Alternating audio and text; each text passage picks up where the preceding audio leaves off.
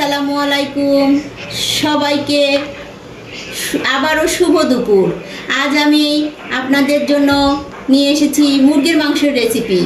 মুরগির মাংস তো সবাই রান্না করতে পারেন, তবে আমি আজকে মুরগির মাংসটা টাইমলাইনে রেখে যাচ্ছি আমার নতুন আপু ও ব্যাচেলার ভাইদের জন্য।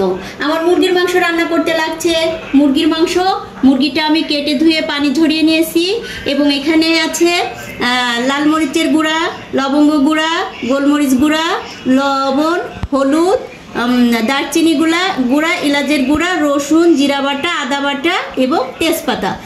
আরও লাগছে পেঁয়াজ এবং কাঁচামরিচ আর আলু।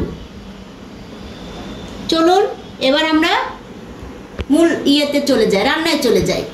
এবার দিয়ে দিচ্ছি কড়াইতে সরিষার তেল।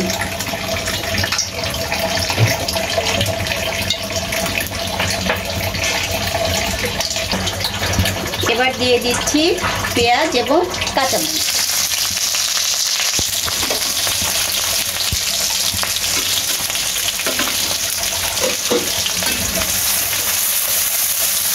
সরিষার তেল এবং কাঁচামরিচ দিয়ে মুরগির মাংস রান্না করে খেয়ে দেখবেন, অনেক মজা লাগে। সরিষার তেল খেলে গ্যাস্ট্রিকের সমস্যা কম হয়। সরিষার তেল খাওয়া খুবই উপকারী। দিয়ে দিলাম পানি এবং সব মশলাগুলো আমি দিয়ে দিলাম।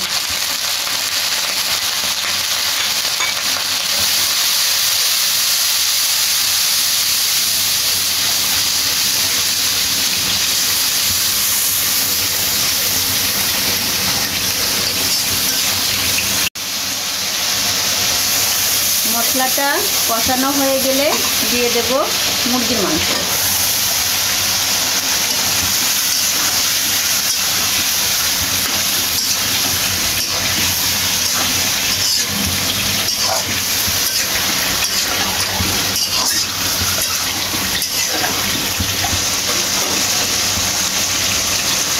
এবার দিয়ে দিচ্ছি আলু।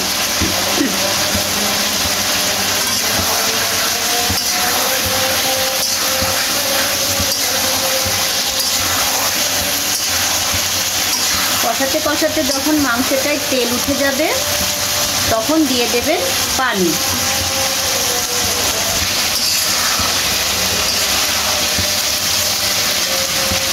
দিয়ে দিচ্ছি পানি, ঝোলের পানি।